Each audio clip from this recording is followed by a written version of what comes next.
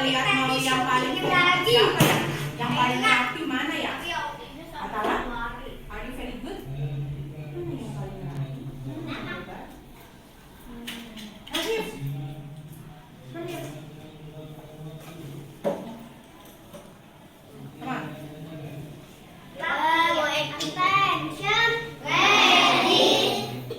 Let's open our very exciting basmalah together. Bismillahirrahmanirrahim. Rabbi zidni ilman warzuqni fahman. Allahumma yassir wa la tu'assir. Oh Allah, please let me the knowledge and intelligence that's useful for our future. Amen. Meeting. Assalamualaikum warahmatullahi wabarakatuh. Waalaikumsalam warahmatullahi. Thank you, Rafiq. Terima kasih buat Rafiq. Teman-teman, pagi ini kita akan mereminder ulang-ulang lagi. Tentang apa kita? Tentang apa?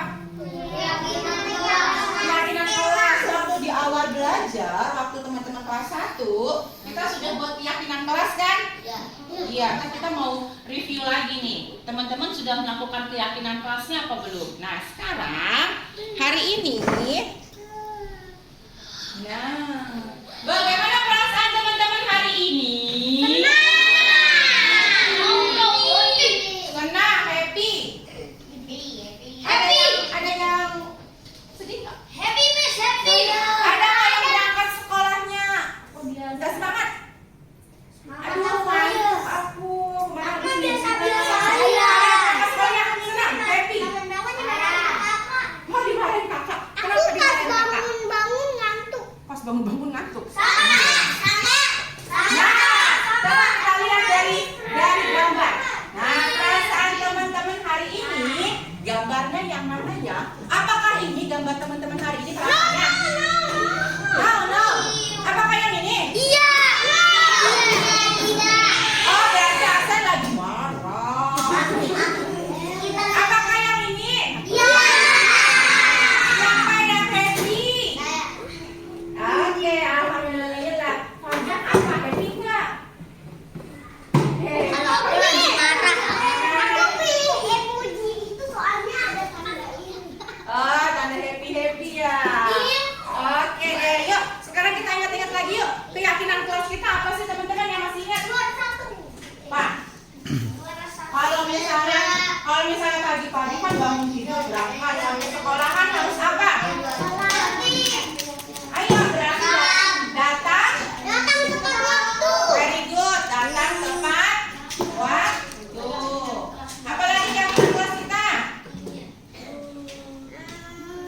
Ayo, siapa yang ingat? Salam. Very good. Apa? Salam kepada guru. Iya, bahasanya memberi salam. Apalagi? Memberi salam. Senyum sama siapa? Cuma sama bu guru aja? Iya, sama semua. Sama satpam, sama teman, sama bu guru, sama semuanya yang ada di lingkungan sekolah. Nah, terus ini kan teman-teman ini kan anggota kelas nih, ya kan? Teman-teman itu anggota kelas. Kalau di kelas itu teman-teman belajarnya itu harus apa sih? Harus apa sih belajarnya kalau di kelas teman-teman? Harus apa? Fokus. Harus apa lagi? Dengerin Miss. Berarti belajarnya dengan apa? Fokus. Dengan tertib.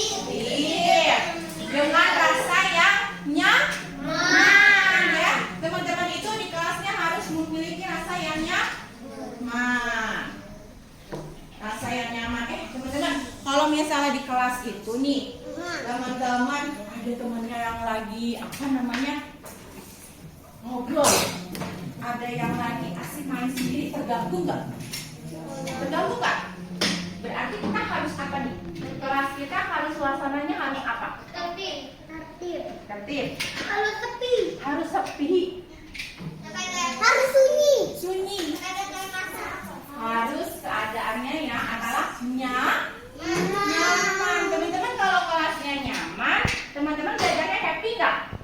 Happy. Teman-teman belajarnya semangat nggak?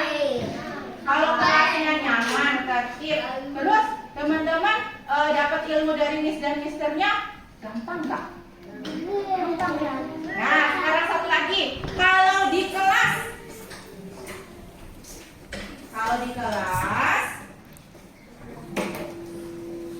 kita itu boleh berlari-larian nggak ya? Tidak. Boleh berlari-larian tidak? Jadi kalau di kelas kita harus apa? Berjalan di dalam mana? Kelas.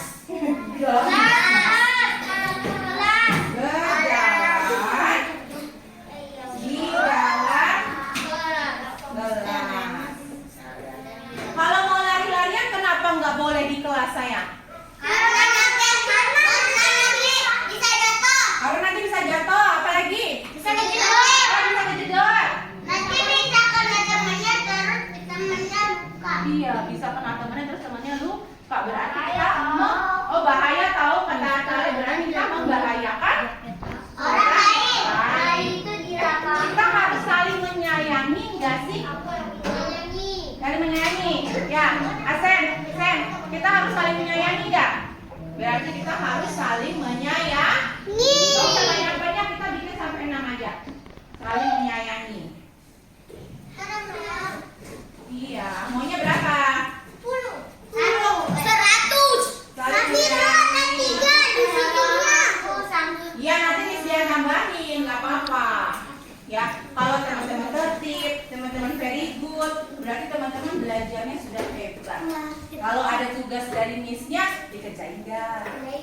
Dikerjainnya selesai apa enggak? Selesai. Nih, teman-teman coba nih, kalau teman-teman melakukan keyakinan kelas, belajarnya jadi enak nggak sih? Enak.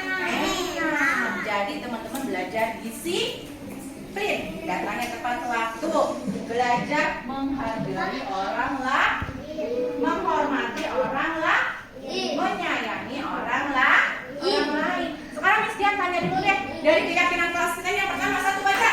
Setiap anggota perlu belajar. Yang kedua, yang ketiga, yang keempat, yang kelima, yang keenam. Teman-teman setuju nggak dengan keyakinan kelas kita semester ini? Asek, setuju nggak? Coba raise your hand, setuju nggak dengan keyakinan kelas kita kali ini? Oke, kalau setuju, berarti kita harus jadi anak yang lebih baik. Miss Dian tanya kenapa sih harus ada keyakinan kelas? Karena nanti bisa jadi very good. Karena Miss Dian very good. Kalau nggak ada keyakinan kelas, kelas bagaimana? Kalau very good bisa naik kelas. Kalau kita naik kelas. Kalau misalnya kita nggak ada keyakinan kelas, kelasnya bagaimana? Nanti kapal kayak kapal pecah. Sampai kapal pecah. Emang kapal kalau pecah berantakan? Iya. Emang lo pernah lihat kapal pecah? Di mana?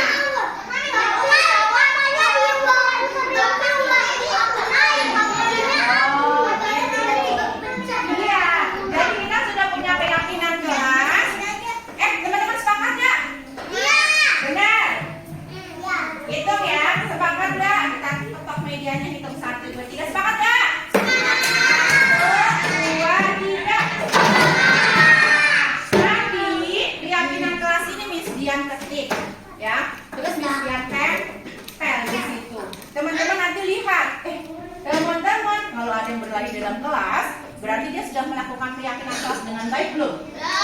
Belum. Terus suruh ngapain ya? Suruh berjalan. Ya, suruh berjalan. Kita harus saling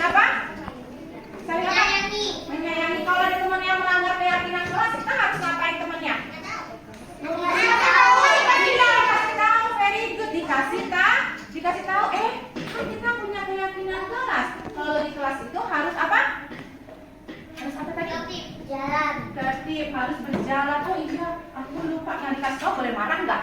Nggak boleh. Nggak boleh, karena kita Harus saling nurut. harus nurut karena kita saling menyayangi. Kita saling menyayangi karena siapa? Allah. Kenapa ada peraturan kelas? Benar tadi katanya supaya kelasnya hebat, supaya teman-temannya juga hebat, supaya teman-teman jadi anak apa? Anak soleh dan soleha. Siapa yang mau jadi anak soleh dan soleha? Mau jadi penghafal Quran? Harus tertib dari ini. Harus teman-teman belajar disiplin. Oke. Rashid, Rafif. Dah, teman-teman udah paham semuanya? Ada yang mau nanya nggak? Apa yuk? Apa yuk? Mau nanya apa yuk? Ada yang mau nanya nggak teman-teman tentang keyakinan kelas ini? Ada nggak? Apa yuk? Nomor 7 apa? Udah kita nomor 6 aja. Nomor 7 nggak usah. Nggak usah banyak-banyak. Ntar dulu sebentar. Nggak usah banyak-banyak dulu. Biar teman-teman hafal. Karena ini harus dihafalin sama teman-teman loh. Dihafalin kalimatnya, Miss. Teman-teman harus hafal. Di kelas itu kita semuanya perlu belajar. Jadi tidak mengganggu temannya. Datangnya tepat waktu. Kalau misalnya datangnya nggak tepat waktu hari ini, besok bangunnya lebih pagi lagi supaya bisa datang tepat waktu. Terus kalau masuk kelas harus apa? Ingat-ingat. Salam, senyum, sapa sama semua. Di kelas kita harus memiliki rasa yang apa? Nyaman, rasa senang. Terus apa lagi kalau di kelas? Berjalan di dalam kelas. Terus kita harus apa di kelas? Teman-teman nanti hafalkan. Nanti Miss yang tempel di situ keyakinan kelas kita. Ayo baca keyakinan kelas kita, kalau ada yang melanggar dibaca lagi supaya teman-teman jadi anak yang very good. Ada yang mau nanya nggak? Apa sayang? Kalau nggak ada tepat waktu, bagaimana teman-teman? Apa? Ada ketinggalan. Yang rugi siapa? Iya, yang rugi Rehan yang datang terlambat atau Miss Dian? Rehan. Jadi supaya Rehan nggak rugi, besok harus datangnya lebih tepat, lebih pagi lagi. Dicatat sama kepala sekolah. Oh iya ya, di depan ada ya. Kalau ada yang terlambat kan dicatat. Dicatat sama monster. Kita mau olahraga nih, teman-teman ada mau nanya nggak? Nanti di lapangan dengarkan misternya harus very good apa sambil main-main. Very good. Udah nggak ada yang nanya nih yang senang kelas? Apa?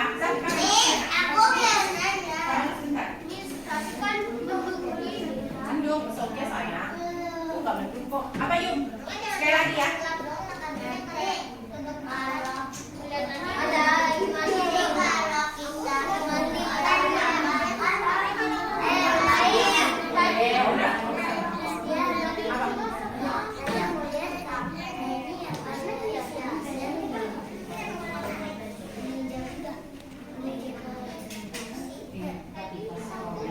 Ya, yuk, sudah selesai informasi Miss Dian tentang keyakinan kelas. Besok ditempel teman-teman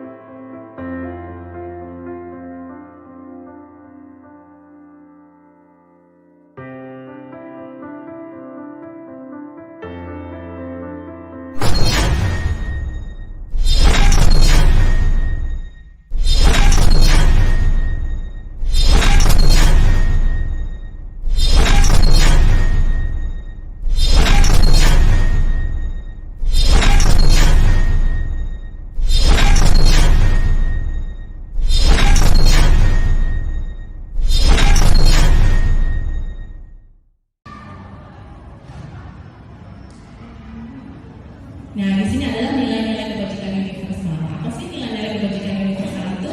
Nilai-nilai kebajikan adalah sifat-sifat positif manusia yang merupakan tujuan mulia yang ingin dicapai setiap individu. Nilai-nilai tersebut bersifat universal dan lintas bahasa, suku bangsa, agama maupun latar belakang. Setiap perilaku atau perbuatan memiliki suatu tujuan. Ini nilai kebajikan menurut Dr. William Glasser pada teori kontrol tahun 1984. Sedangkan menurut Diana Glasser, dengan mengaitkan nilai-nilai kebajikan yang diyakini seseorang, maka motivasi intrinsiknya akan terbangun sehingga menggerakkan motivasi dari dalam untuk dapat mencapai tujuan mulia yang diinginkan. Nilai-nilai kebajikan yang ingin dicapai oleh setiap anak Indonesia kita kenal dengan profil pelajar Pancasila. Teman-teman pasti sudah tahu ya profil pelajar Pancasila. Kita juga mengajarkan kepada anak muda dengan lagunya. Kan ada lagu profil pelajar Pancasila. Nah, inilah dia nih nilai-nilai kebajikan universal. Profil pelajar Pancasila. Beriman, bertakwa kepada Tuhan yang Maha Esa dan berakhlak mulia, mandiri, bernalar kritis, berkebinekaan global, gotong royong serta kreatif. Yang materi berikutnya yaitu tentang teori motivasi, hukuman, penghargaan dan restitusi. Di sini kita akan membahas tentang teori motivasi perilaku manusia menurut Diana Glasser dalam bukunya Restructuring School Discipline. Untuk menghindari ketidaknyamanan atau hukuman ini adalah tingkat terendah. Jadi anak-anak itu aku melakukan ini cuma karena biar nggak dihukum. Nah, itu adalah tingkat paling terendah dari motivasi perilaku manusia. Biasanya orang yang motivasi perilakunya untuk menghindari hukuman atau ketidaknyamanan akan bertanya, apa yang akan terjadi kalau saya tidak melakukannya? Jadi ini motivasi paling rendah. Jadi kalau kita dikasih kerjaan, kalau kita nggak lakukan, emang apa sih hukumannya? Gitu. Jadi kita mau lakukan karena kalau misalnya ini nanti dapat hukumannya ini, udah deh, masukin deh. Gitu. Jadi belum dari dirinya sendiri motivasinya. Yang kedua yaitu untuk mendapatkan imbalan atau penghargaan dari orang lain. Satu tingkat di atas, jadi atasnya dari motivasi yang menghindari semua. Gitu. Di sini orang berperilaku untuk mendapatkan imbalan atau penghargaan dari orang lain. Orang dengan motivasi ini akan bertanya, apa yang akan saya dapatkan apabila saya melakukannya? Mereka melakukan sebuah tindakan untuk mendapatkan pujian dari orang lain yang menurut mereka penting dan mereka melakukan dalam dunia berkualitas mereka. Mereka juga melakukan sesuatu untuk mendapatkan hadiah, pengakuan atau imbalan. Motivasi ini juga bersifat eksternal, jadi dia mau ubah karena orang lain. Mungkin kayak pencitraan kali ya. Kalau ini biar dirinya bagus gitu, saya mau gitu. Biar jadi saat ini saya mau mengerjakan gitu. Jadi kalau remote ini dapat apa nih? Misalnya tugas ini, targetnya ini. Kalau misalnya saya penuh, dapat target apa nih saya? Gitu. Jadi memang dari eksternal, belum dari dalam dirinya dia sendiri untuk berubah, untuk menjadi orang bermotivasi. Yang ketiga itu adalah yang paling bagus ya, untuk menjadi orang yang mereka inginkan dan menghargai diri sendiri dengan nilai-nilai yang mereka percaya. Orang dengan motivasinya akan bertanya, akan menjadi orang yang seperti apa bila saya melakukannya. Mereka melakukan sesuatu karena nilai-nilai yang mereka yakini dan hargai, dan mereka melakukannya karena mereka ingin menjadi orang yang melakukan nilai-nilai yang mereka yakini tersebut. Ini adalah motivasi yang akan membuat seseorang memiliki disiplin positif karena motivasi berperilaku bersifat internal. Jadi kalau yang kedua, belajar dewantara, merdeka. Merdeka itu apa sih? Merdeka itu artinya tidak hanya terlepas dari perintah, akan tetapi juga cakap buat memerintah diri sendiri. Itu dia, kita mengendalikan diri kita sendiri. Jadi bukan karena merdeka itu bebas. Jadi kita bisa mengendalikan diri sendiri. Mana yang baik, mana yang belum baik. Kita bisa memfilternya sendiri. Setelah itu biasanya hukuman, ada restitusi. Apa itu restitusi?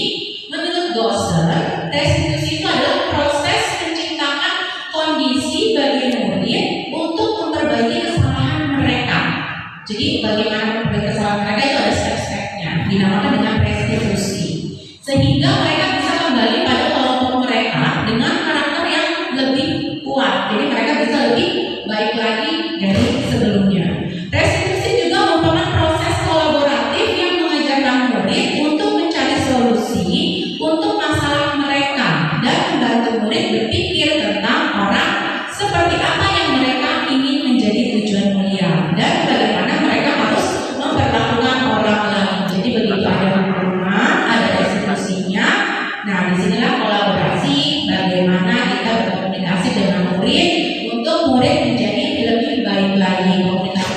dua arah, bukan hanya hukuman, tapi ada jalan keluarnya.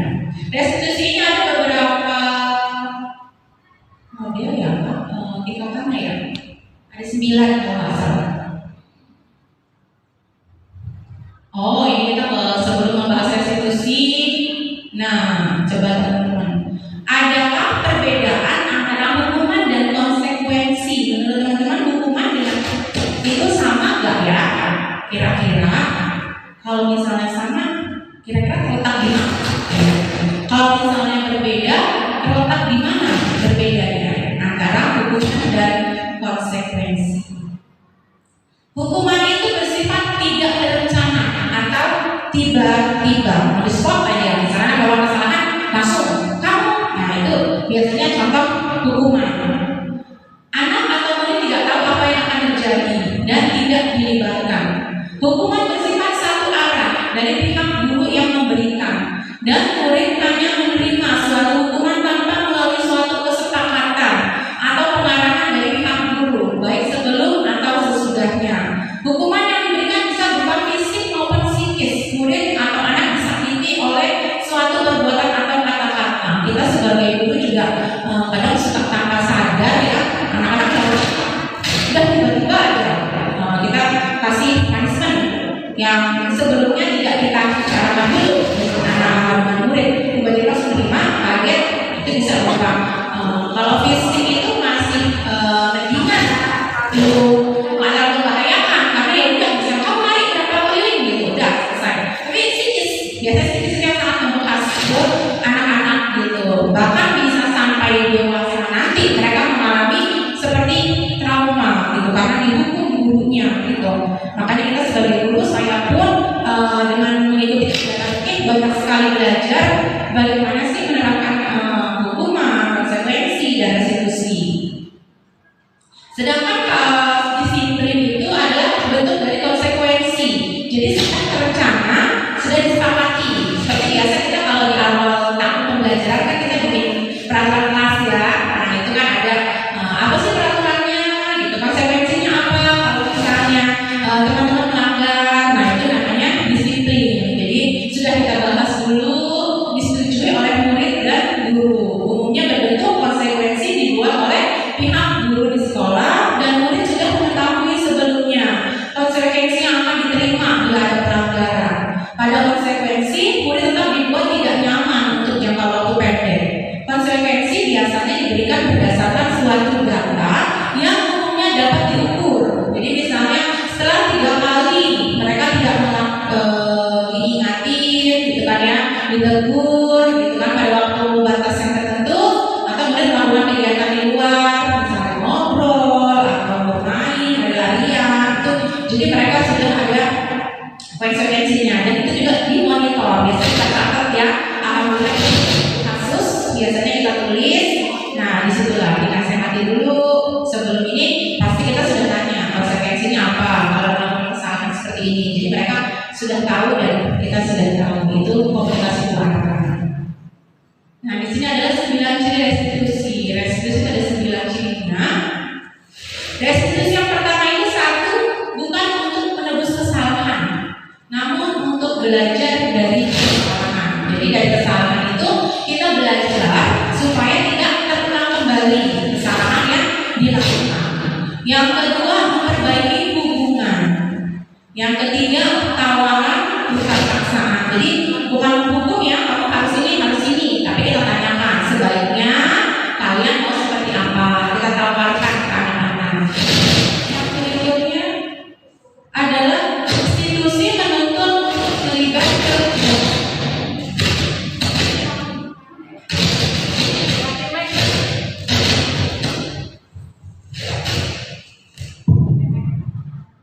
restitusi mencari kebutuhan dasar yang mendasari tindakan.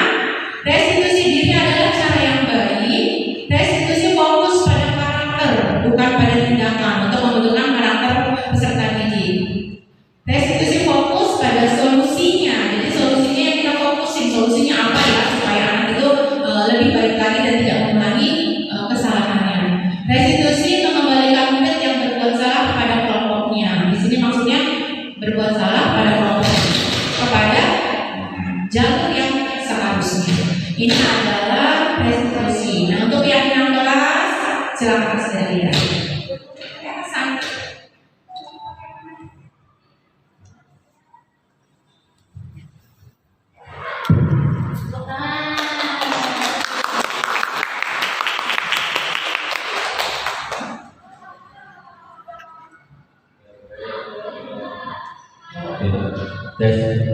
Terima kasih Miss Dian, nanti sudah menyampaikan tentang banyak sekali ya, dari mulai awalan tentang ya disiplin kelas dan juga diskusi ya. Saya akan menyambung di materi selanjutnya tentang keyakinan kelas. Apa sih itu keyakinan kelas? Mungkin kita baru dengar ya teman-teman yang pada saya itu tadi sudah disampaikan oleh Miss Dian tentang hukuman, konsekuensi, dan sini ada lagi keyakinan kelas. Apa sih keyakinan kelas itu? Yaitu keyakinan bersama, ya, keyakinan bersama dan mempunyai tujuan yang sama dalam melakukan kebaikan yang nantinya akan dilakukan di dalam kelas. Nah, ini sebagai bentuk keyakinan kelas yang kita berikan kepada anak didik kita. Mengapa tidak peraturan saja? Mengapa harus keyakinan kelas? Yang pertama ada pertanyaan. Ya. Mengapa kita memiliki peraturan harus menggunakan helm bila mengendarai kendaraan roda dua? Kira-kira supaya apa? Mengapa kita memiliki peraturan menggunakan helm? Supaya aman. Ya, supaya aman. Kalau peraturannya ini kita pakai helm. Ya. Amannya itu adalah bentuk keyakinan kita.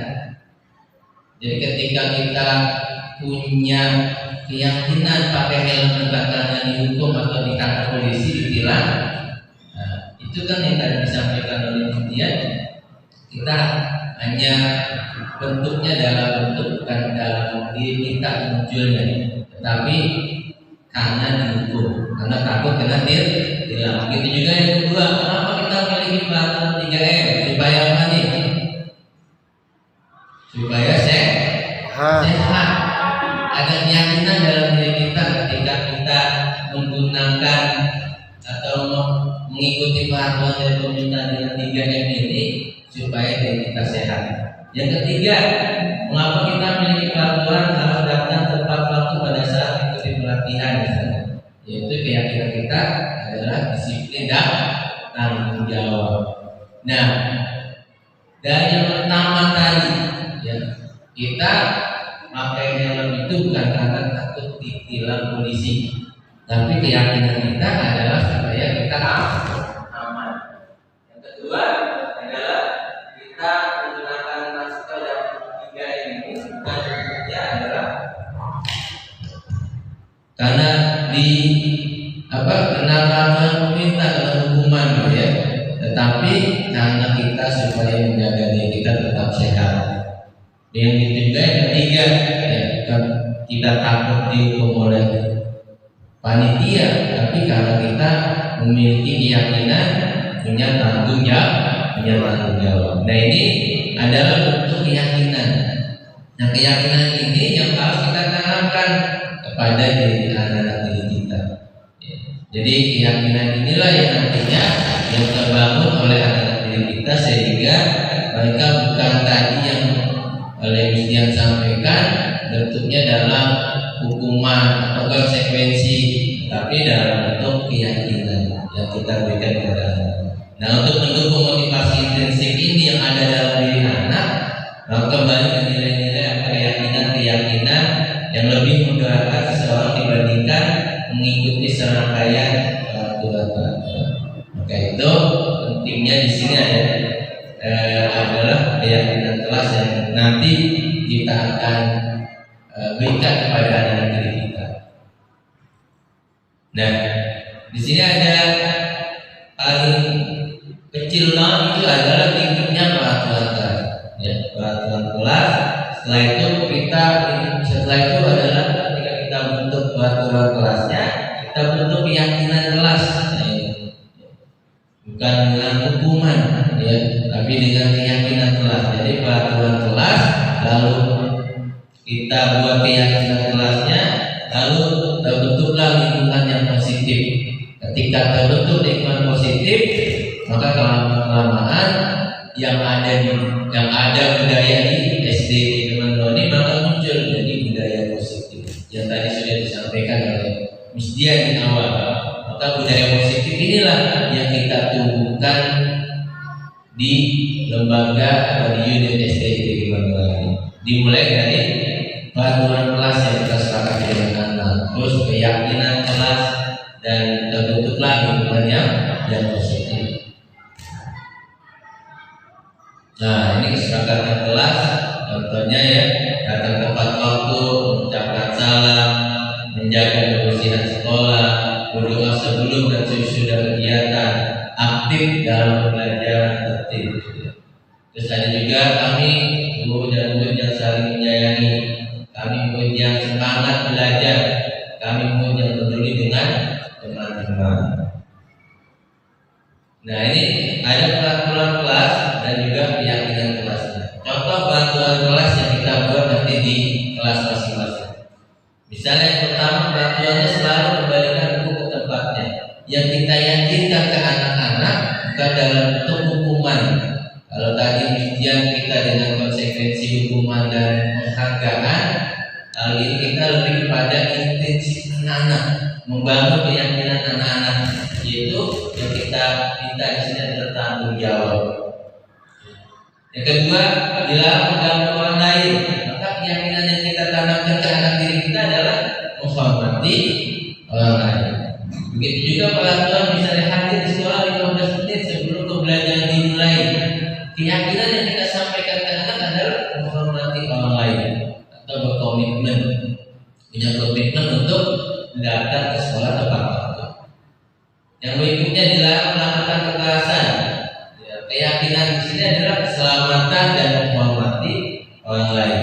Nah, yang berikutnya dilarang menggunakan narkoba. Di sini kita adalah kesehatan, keyakinan kelasnya. Selanjutnya bergantian atau menunggu giliran atau antri, menghormati orang lain, dan juga di sini tanamkan keyakinannya adalah bersabar. Yang berikutnya menggunakan masker, yaitu untuk kesehatan dan keselamatan. Yang terakhir contohnya jangan berlari di kelas atau koridor untuk keselamatan dan keamanan. Nah, peraturan kelas ini yang kita sampaikan ke anak didik kita, maka keyakinan yang ini yang kita tanamkan dalam diri anak didik. Jadi anak-anak dalam dirinya nanti bukan dia ketika dia melakukan kesalahan ini dihukum dengan membaca buku, atau tadi konsekuensinya, ini kan biasa seperti itu, ada konsekuensi. Nah, dalam kegiatan di kurikulum merdeka yang insya kita sudah terapkan di SD 3 ini betul-betul peraturan yang nanti akan kita terapkan di sekolah, yaitu dengan peraturannya bukan dengan hukuman tetapi dengan keyakinan kelas. Jadi berdasarkan hati nurani anak didik kita, maka sesuai dengan karakter pendidikan yang ada di lembaga kita SD 3 dengan pendidikan bertanggung jawab, menghormati, ya, berkomitmen, ya, keselamatan, kesehatan, ini kesabaran, dan ini merupakan adalah bentuk tingkat disiplin atau karakter yang kita bangun. Maka keyakinan kelas inilah yang harus kita tanamkan ke dalam diri anak-anak kita. Nah, ini kalau dihukum oleh penghargaan, ya, ini pengaruh jangka pendek dan jangka panjang, penghargaan hukum, ya, penghargaan mengurangi ketepatan, penghargaan tidak efektif, penghargaan bisa merusak hubungan. Ya. Jadi maksudnya apa? Ketika seseorang mendapat penghargaan, ada orang lain yang mungkin merasa tidak mendapatkan, padahal dia sama. Nah, itu kadang-kadang ada kecemburuan sosial di antara diri kita. Ataupun ketika kita memberikan hukuman, anak-anak diri kita pasti, oh ini hukumannya seperti ini, beda. Padahal kesalahannya mungkin sama, tetapi hukumannya berbeda. Nah, ini yang kita akan hindari seperti itu. Nah, selanjutnya penghargaan menurunkan kualitas juga. Ya. Terus penghargaan juga mematikan kreativitas kepada anak kita, sehingga anak-anak lebih mengejar bukan kreatif sesuai dengan profil belajar Pancasila tadi, yaitu kreatif. Jadi anak sehingga hanya mengejar ingin dihargai saja, ya. Berlomba-lomba di sana, tapi kreativitasnya tidak ada. Yang berikutnya penghargaan mengurangi motivasi yang ada di dalam dirinya. Jadi dia ketika ingin mendapatkan sesuatu, ya, karena pengen mendapatkan penghargaan saja, tidak dalam dirinya untuk membangun. Karena yang agak sulit adalah seperti ini, ya, membangun pribadi anak yang ada di dalam dirinya ini. Ya, ini yang memang menjadi ciri khas dari SDG Kemanusiaan, yaitu membangun karakter anak didik kita. Salah satunya tadi yaitu kita bagaimana membangun motivasi yang ada di dalam diri anak kita. Nah, ini contoh misalnya tindakan dulu, misalnya ini hukuman atau konsekuensi, ya. Nah, di sini dicatat 100 kali dalam buku kalimat saya tidak ada terlambat lagi, misalnya ada terlambat sekolah, ya. Ini bentuknya hukuman.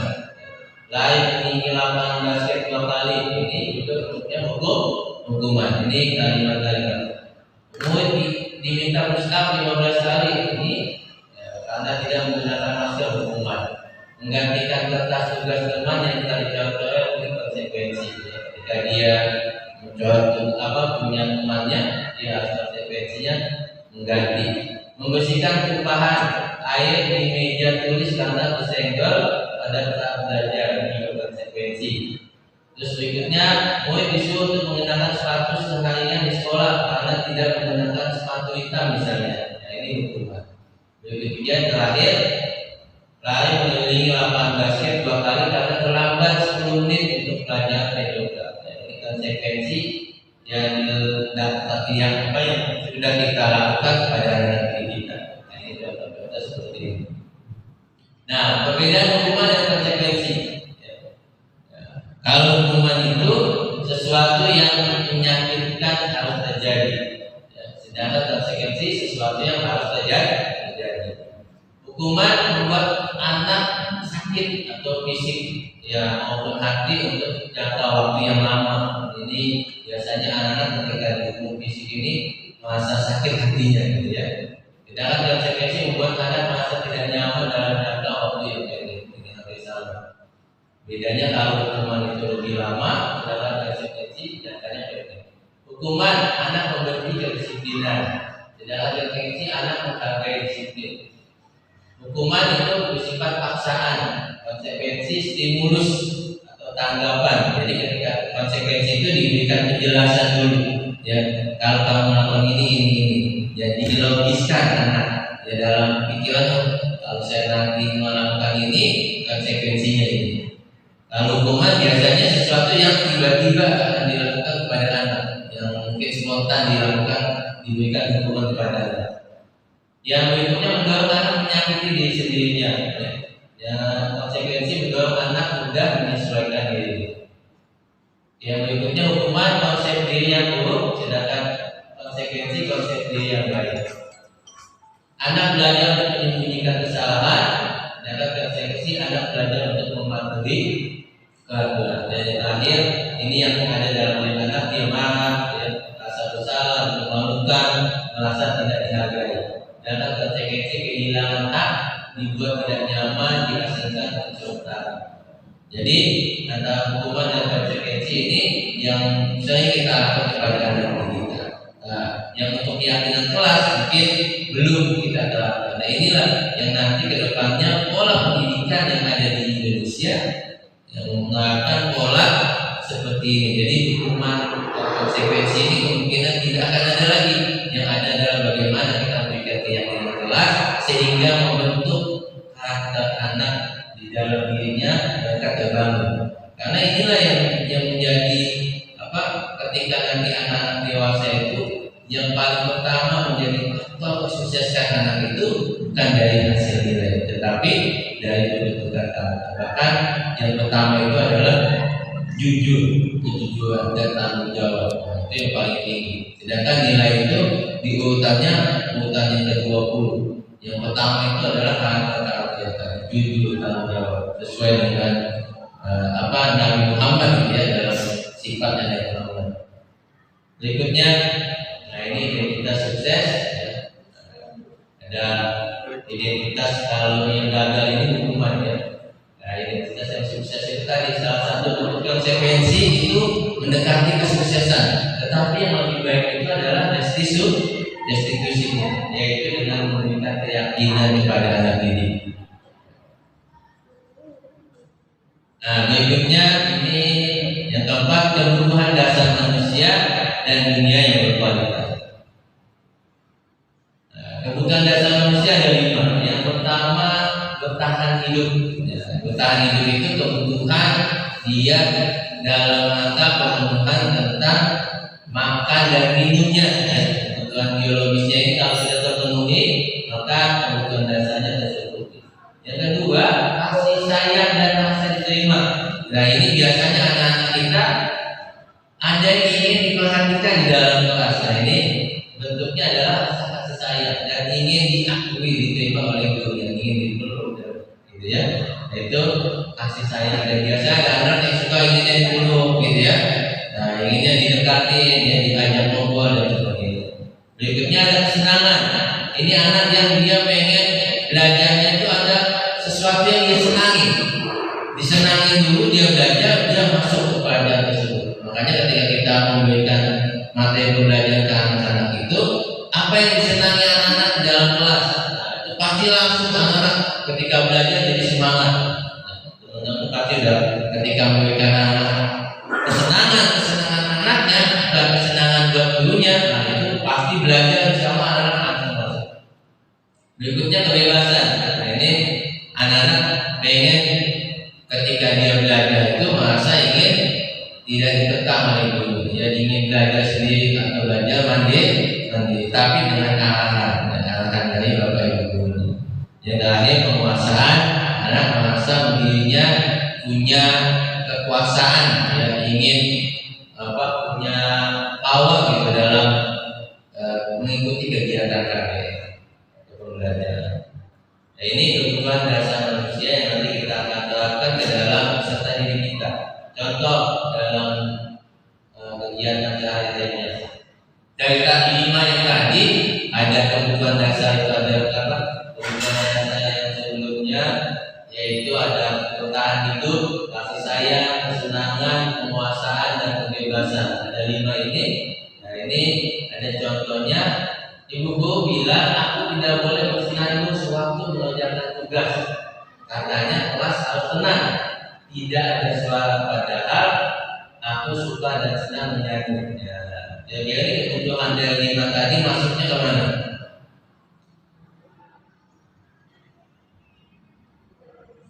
Ya, berarti kita ambil kalimatnya senang, yaitu ya kesenangan.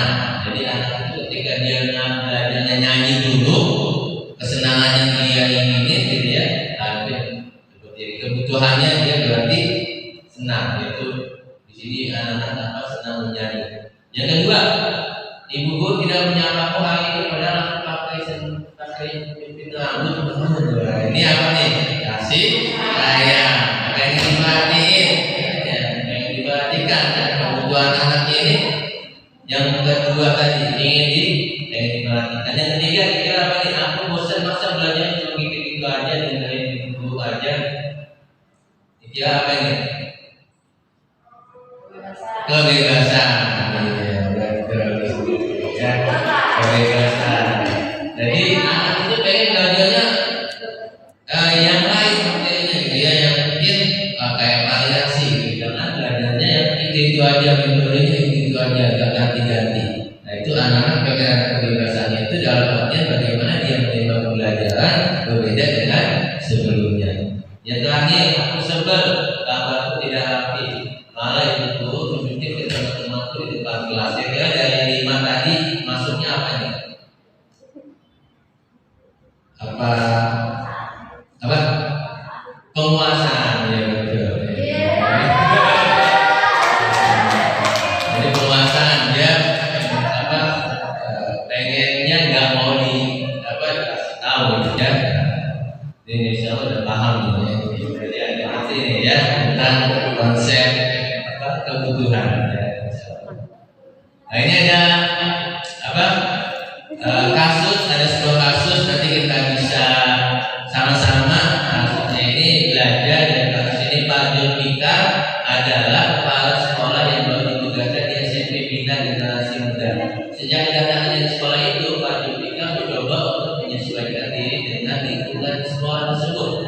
sebagian besar guru dapat menerima kehadiran Pak Julfika.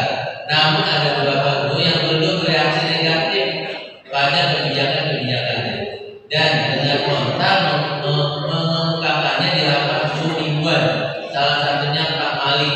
Dalam rapat guru mingguan, Pak Malik seringkali mempertanyakan kebijakan-kebijakan yang diambil oleh Pak Julfika tanpa argumen yang kuat. Rekan-rekannya sesama guru heran dengan perilaku Pak Malik ini karena sebelumnya ia dikenal sebagai seorang guru yang selalu mengkritik kebijakan kepala sekolah.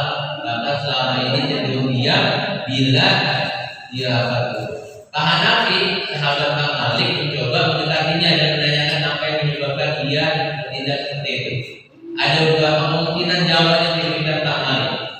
Identifikasi kebutuhan yang ingin dipenuhi oleh Pak Malik jika responnya seperti di kolom sebelah kiri. Bila Anda berada dalam posisi Pak Julfika dan dengan informasi dari Pak Hanafi tentang alasan Pak Malik melakukan hal itu, apa yang akan Anda lakukan pada Pak Julfika agar kebutuhannya terpenuhi?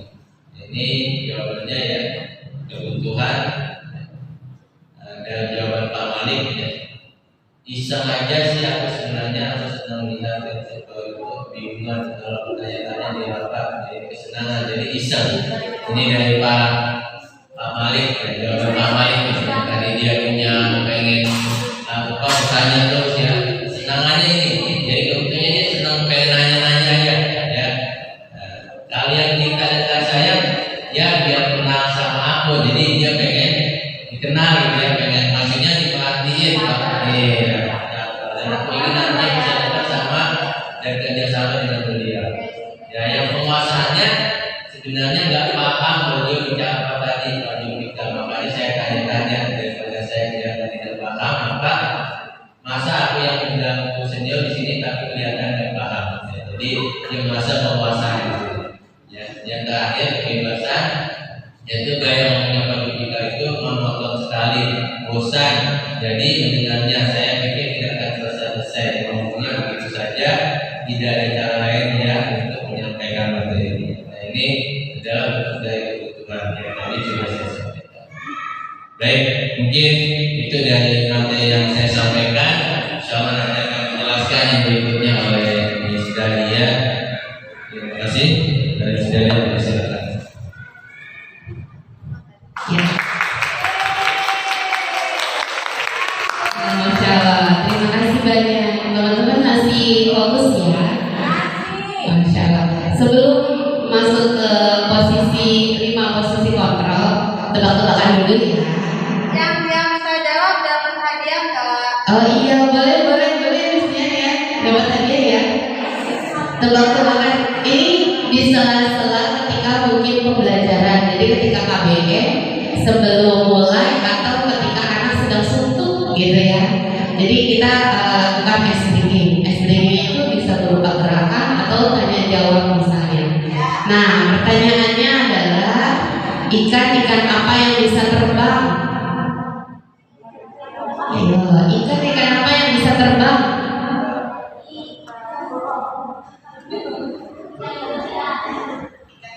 Ayo, ada lagi? Bukan, ada lagi? Dapat hadiah nih. Ikan apa? Ikan apa yang bisa terbang? Tadi saya habis tebak-tebakan di kelas 5B sama 6B. Ikan apa yang bisa terbang? Ini sudah dari anak-anak. Ayo, apa? Iya betul, lelawar. Betul, lelawar. Masya Allah. Miss Yanti searching ya. Dapat ya. Satu lagi. Ayam apa yang paling besar? Iya betul, Masya Allah. Ayam semesta ya. Masya Allah. Ini teman-teman, saya banyak belajar dari modul 1 ini. Jadi yang namanya ice breaking, terus refleksi, itu benar-benar membantu kita dalam pembelajaran. Nah, salah satu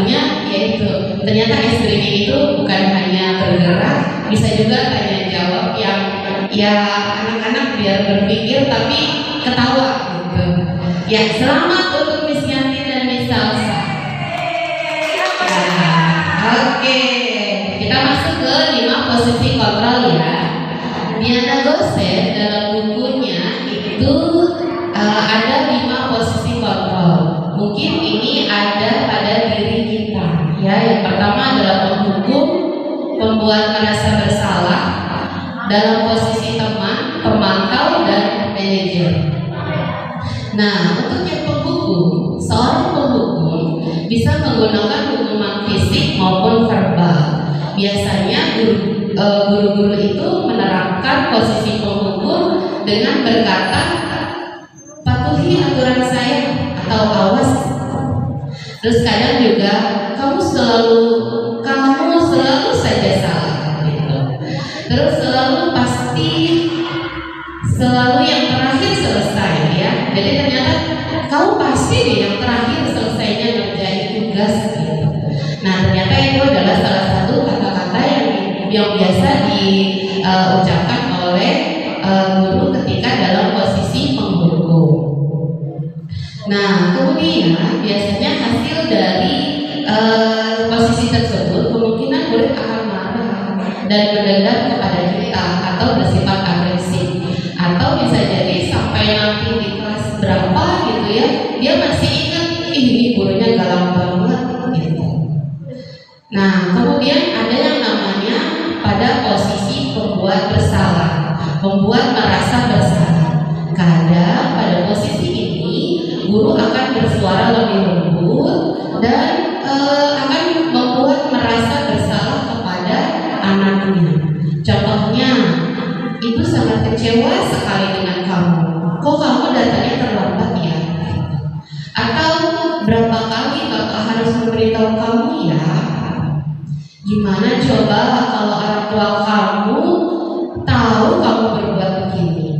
Nah, pada membuat merasa bersalah ini memang nada guru itu rada sedikit memelas ya, dengan bahasa tubuh merapat pada anak. Nah, kemudian hasilnya adalah kadang murid itu akan merasa bersalah. Dia merasa bersalah kalau mengecewakan ibu atau bapak gurunya. Kemudian pada posisi teman, kadang kita juga sama ya, dalam posisi ini. Dalam posisi ini guru tidak akan menyakiti muridnya, namun akan tetap berupaya mengontrol murid melalui persuasi. Biasanya ucapan yang dikatakan adalah, ayo bantulah demi bapak ya, atau ayo ingat tidak bantuan bapak selama ini. Ya sudah, kali ini tidak apa-apa, nanti ibu bantu bereskan ya. Jadi terkadang kita memposisikan diri kita pada posisi kontrol sebagai teman, dan hasilnya murid itu akan merasa senang dan akrab dengan guru. Tapi ada dampaknya, karena dampaknya ini murid akan selalu tergantung kepada guru tersebut. Posisi yang keempat yaitu posisi pemantau, artinya mengawasi. Ya, biasanya kata-kata yang dilakukan adalah peraturannya apa gitu. Terus adik, tahukah kamu jam berapa kita mulai? Kamu sudah terlambat 15 menit nih. Apakah kamu sudah mengerti konsekuensi yang harus dilakukan? Seperti itu ya.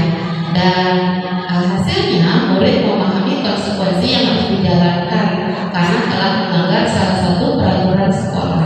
Guru tidak menunjukkan suatu emosi yang berlebihan, menjadi marah atau membuat merasa bersalah murid tetap dibuat tidak nyaman, yaitu dengan harus tinggal kelas pada waktu jam istirahatnya. Nah, yang terakhir adalah posisi manajer. Posisi terakhir manajer adalah posisi di mana guru berbuat sesuatu bersama dengan murid, mempersilahkan murid mempertanggungjawabkan perilakunya, mendukung murid agar dapat menemukan solusi atau permasalahannya sendiri. Nah, kira-kira di antara 5 posisi ini mana yang lebih baik? Ayo teman-teman, mana yang lebih baik ya? Pembuat bersalah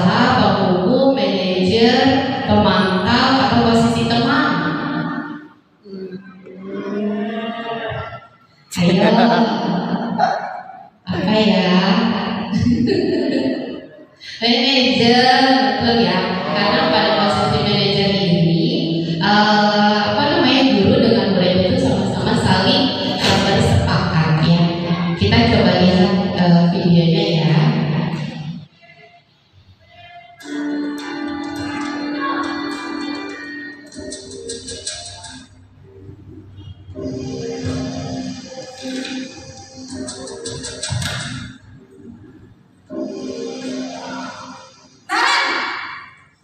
Ini posisi pembunuh.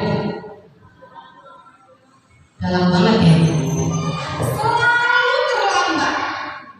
Kamu deh pasti terlambat. Aku, saya Apa? Apa coba? Alasan kamu apa lagi? Kapan sih kamu tidak terlambat? Malas sekali ya kamu jadi anak. saya Dasar malas.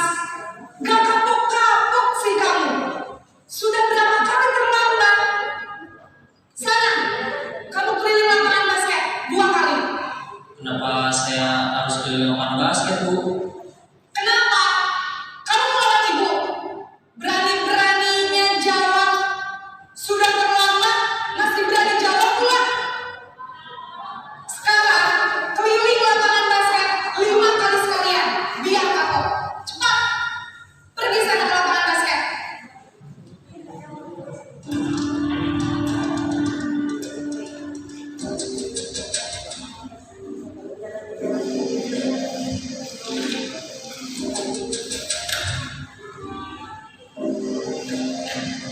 Naren!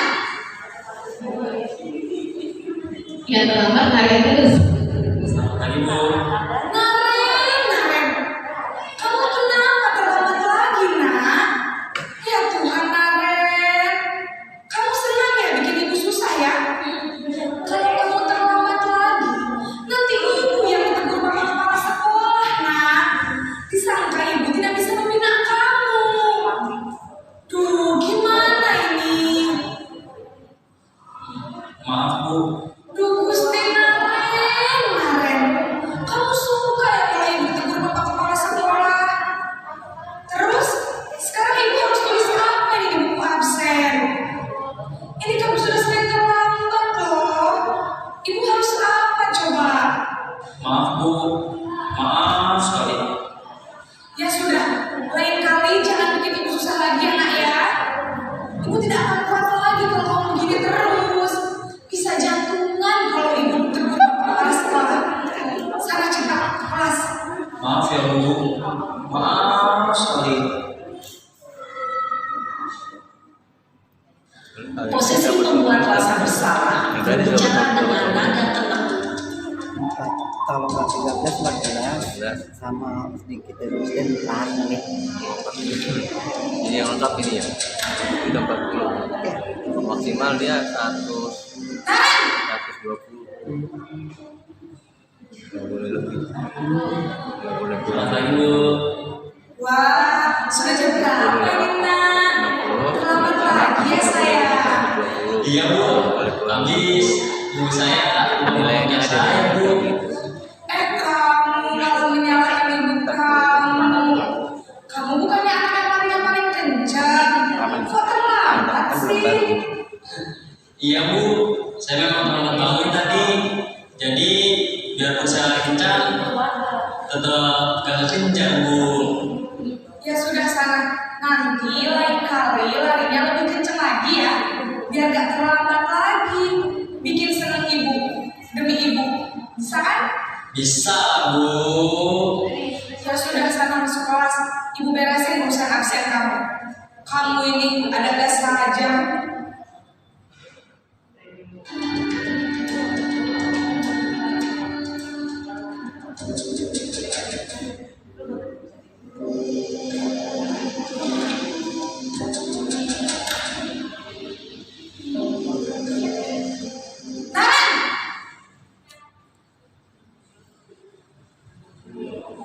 Selamat pagi, Bu. Naren, apa peraturan sekolah kita tentang jam berapa kita harus masuk sekolah, nak? Kita harus di sekolah jam 7, Bu. Iya betul, sekarang sudah jam 7.20. Naren sudah tahu konsekuensinya jika terlambat hadir. Paham Bu, saya harus tinggal kelas pas jam istirahat selama 20 menit. Iya benar, konsekuensinya demikian. Jadi nanti jam 9.30 pas istirahat, kamu harus tinggal di kelas, kerjakan tugas tambahan untuk ketertinggalan kamu, ya? Baik Bu.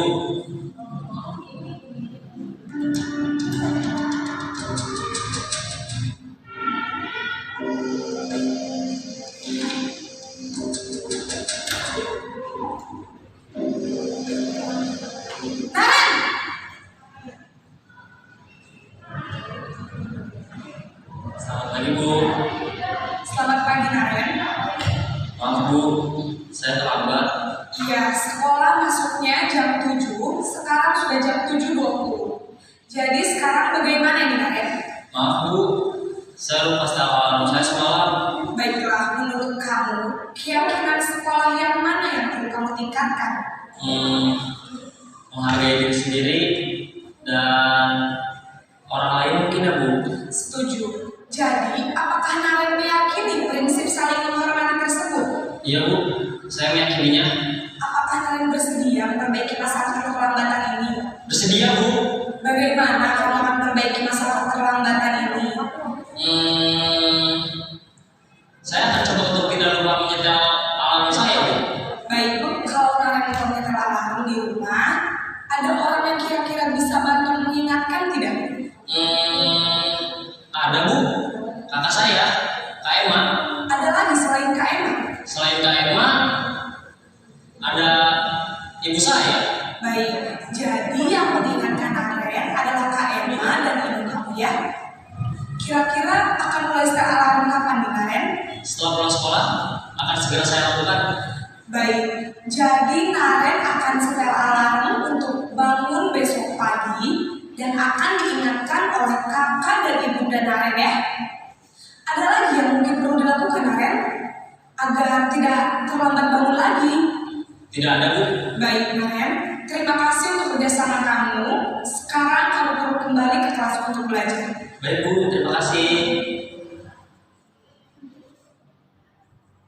Nah, ini dia ya, Masya Allah ya, dari posisi kontrol. Kira-kira di diri kita itu ada ya salah satunya ya. Terkadang mungkin kita seperti teman untuk anak-anak, terkadang juga bisa membuat rasa bersalah. Kadang-kadang kita juga bilang ya, ntar harus dimarahin sama kepala sekolah gitu ya. Ada juga suka seperti itu gitu. Makanya kenapa kita belajar tentang 5 posisi kontrol ini agar kita bisa memposisikan diri kita menghadapi anak kita yang sedang melakukan kesalahan. Kemudian selanjutnya adalah restitusi. Restitusi di sini adalah ketika anak berbuat kesalahan, bagaimana caranya kita itu tidak langsung menjudge kesalahan si anak, tetapi membuat dan memperbaiki kesalahan anak yang dilakukan itu menjadi kondisi yang lebih baik lagi. Ada segitiga restitusi namanya. Jadi untuk menyelesaikan permasalahan yang pertama adalah menstabilkan identitasnya. Ketika anak berbuat salah, kita tanya, setiap orang itu pasti pernah melakukan kesalahan. Kamu bukan satu-satunya yang pernah melakukan ini. Gitu. Jadi kita stabilkan dulu nih identitas si anak agar anak itu tidak terlalu dalam. Kemudian yang kedua adalah verifikasi kebutuhannya, yaitu adakah cara yang lebih efektif untuk mendapatkan apa yang kamu butuhkan. Misalnya pada saat itu dia melakukan kejahilan, ya mungkin karena bosan ataupun melakukan iseng sama temannya. Nah kita tanya kira-kira apa yang dilakukan si anak ini butuh apa. Kemudian kamu tentu punya alasan kenapa kamu melakukan itu.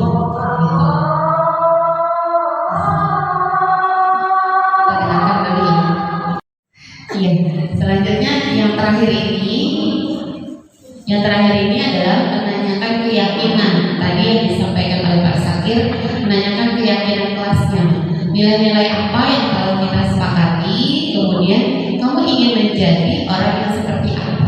Jadi ketika ada seorang anak berbuat kesalahan, kita tidak langsung ngedes anak tersebut, tapi kita menanyakan kembali keyakinan kelas apa ya yang telah kita sepakati. Nah setelah ini, setelah kesalahan yang kamu lakukan, kira-kira ke depan mau seperti apa? Jadi sama-sama dengan Bapak dan Ibu guru membuat keyakinan kelas dan kedepannya si anak menjadi lebih baik lagi.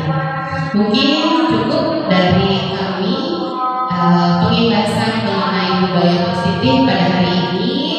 Semoga bermanfaat untuk Bapak dan Ibu guru semua.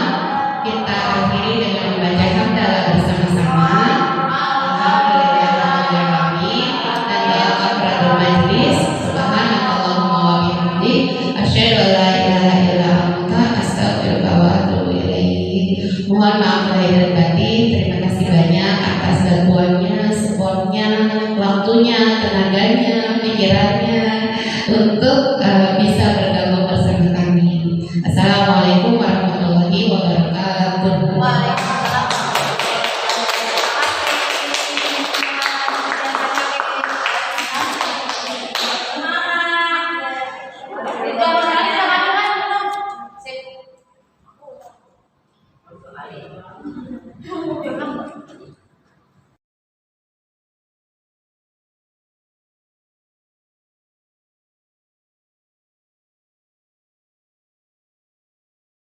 Dicapai oleh setiap anak Indonesia, kita kenal dengan profil pelajar Pancasila. Teman-teman pasti sudah tahu ya profil pelajar Pancasila. Kita juga mengajarkan kepada anak muda dengan lagunya. Karena ada lagu profil pelajar Pancasila. Nah inilah dia nih, nilai-nilai kebajikan yang universal. Profil pelajar Pancasila. Beriman, bertakwa kepada Tuhan yang Maha Esa dan berakhlak mulia, mandiri, bernalar kritis, berkebinekaan global, gotong royong serta kreatif. Yang materi berikutnya yaitu tentang teori motivasi, hukuman, penghargaan, dan restitusi. Di sini kita akan membahas tentang teori motivasi perilaku manusia menurut Diana Dawson dalam bukunya Research to Make School Discipline. Untuk menghindari seperti apa kita tawarkan ke anak-anak. Yang berikutnya adalah institusi menuntut untuk terlibat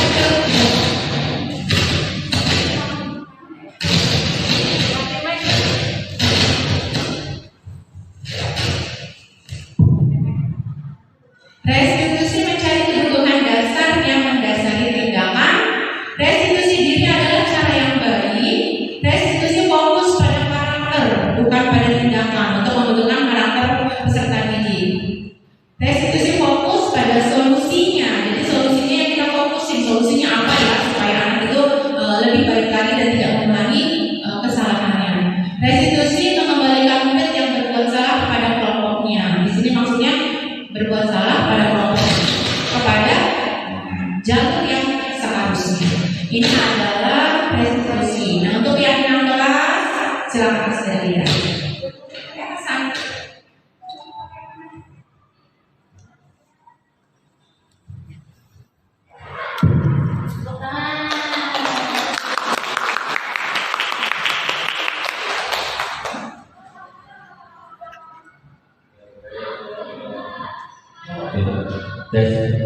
Terima kasih Miss Dian, nanti sudah menyampaikan tentang banyak sekali ya, dari mulai awalan tentang ya, disiplin kelas dan juga diskusi. Saya akan menyambung di materi selanjutnya tentang keyakinan kelas. Apa sih itu keyakinan kelas? Mungkin kita baru dengar dari teman-teman yang saya begitu. Tadi sudah disampaikan oleh Miss Dian tentang hukuman, konsekuensi, dan sini ada lagi keyakinan kelas. Apa sih keyakinan kelas itu? Yaitu keyakinan bersama, ya, keyakinan bersama dan mempunyai tujuan yang sama dalam melakukan kebaikan yang nantinya akan dilakukan di dalam kelas. Nah, ini sebagai bentuk keyakinan kelas yang kita berikan kepada anak didik. Iya, selanjutnya yang terakhir ini adalah menanyakan keyakinan. Tadi yang disampaikan oleh Pak Sakir, menanyakan keyakinan kelasnya. Nilai-nilai apa yang kalau kita sepakati, kemudian kamu ingin menjadi orang yang seperti apa. Jadi ketika ada seorang anak berbuat kesalahan, kita tidak langsung mendes anak tersebut, tapi kita menanyakan kembali keyakinan kelas apa ya yang telah kita sepakati. Nah setelah ini, setelah kesalahan yang kamu lakukan, kira-kira ke depan mau seperti apa?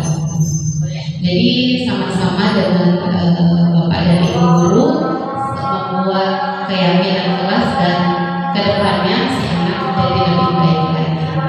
Mungkin cukup dari kami pengibasan mengenai budaya positif pada hari ini. Semoga bermanfaat untuk Bapak dan Ibu guru semua. Kita akhiri dengan membaca hamdalah bersama-sama. Alhamdulillahirobbilalamin. Dan doa kafaratul majlis. Subhanallahumma wa bihamdih. Asyhadu an la ilaha illa anta astaghfiruka wa atubu ilaik. Mohon maaf lahir dan batin. Terima kasih banyak atas bantuannya, supportnya, waktunya, tenaganya, pikirannya untuk bisa bergabung bersama kami. Assalamualaikum warahmatullahi wabarakatuh.